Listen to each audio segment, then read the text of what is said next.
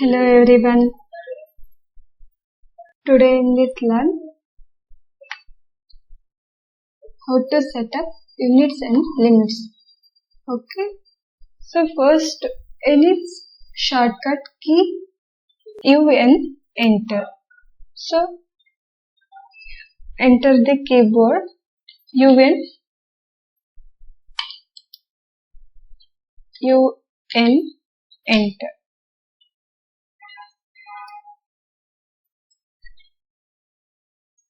Drawing units and limits. Drawing units na set ಮಾಡ್ಕೋಬೇಕು. So ಇಲ್ಲಿ select type ಅಲ್ಲಿ ಬಂದು architectural, decimal, engineering, fractional, scientific. So select architectural. Precision ಬಂದು 0,0. So 1/2 1/4 ತಗೊಂಡ್ರೆ so ನಮಗೆ double ಆಗ್ತಾ ಹೋಗುತ್ತೆ. 0,0 ನ ಸೆಲೆಕ್ಟ್ ಮಾಡ್ತೀನಿ. ಸೊ ನೆಕ್ಸ್ಟ್ ಯೂನಿಟ್ಸ್ ಅಲ್ಲಿ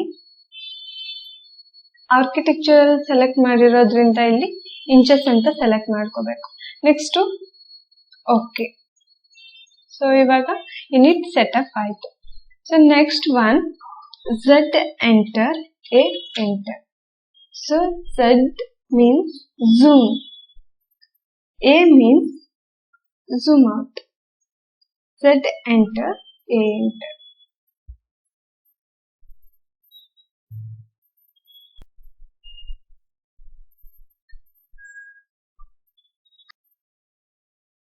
Next one is grids, drawing grids.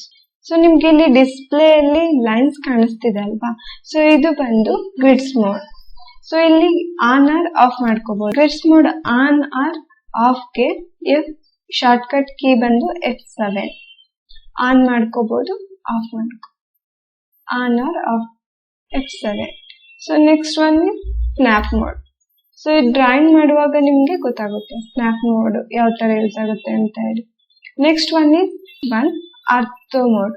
So ortho ಮೋಡ್ಗೆ shortcut key F8. So F8 ortho mode ಯಾವ ರೀತಿ ವರ್ಕ್ ಆಗುತ್ತೆ ಅಂದ್ರೆ, ಇವಾಗ ಲೈನ್ ನ ಸೆಲೆಕ್ಟ್ ಮಾಡ್ಕೋತೀವಿ. ಸೊ ಇವಾಗ ಸ್ಟ್ರೈಟ್ ಲೈನ್ ಬೇಕು ಅಂದ್ರೆ ಆರ್ಥೋನ ಆನ್ ಮಾಡ್ಕೋಬೇಕು.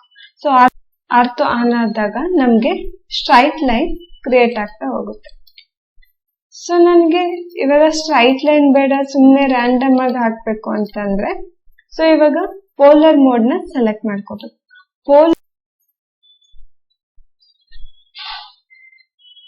ಪೋಲರ್ ಮೋಡ್ಗೆ shortcut key F10. So this is ortho mode. Next one is polar mode. So you can select the line. So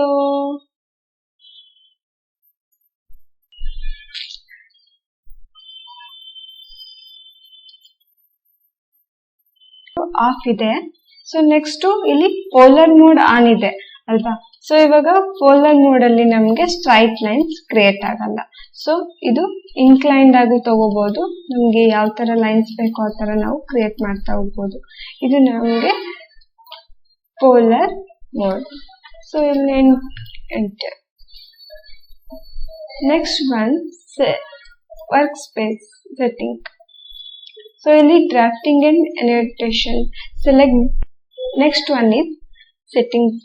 settings ಅಲ್ಲಿ ಇಲ್ಲಿ ಆರೋ ಮಾರ್ಕ್ ನ ಸೆಲೆಕ್ಟ್ ಮಾಡಿದ್ರೆ ಡ್ರಾಫ್ಟಿಂಗ್ ಅಂಡ್ ಅನೋಟೇಷನ್ಸ್ ಅಂತ ಇರುತ್ತೆ.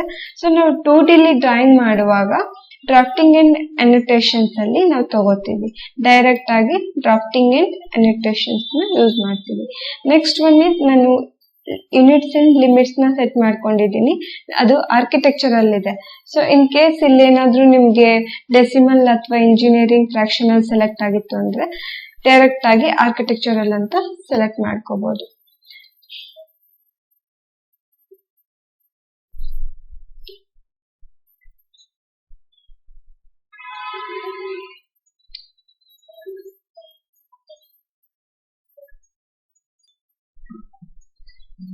I hope you understand today's topic.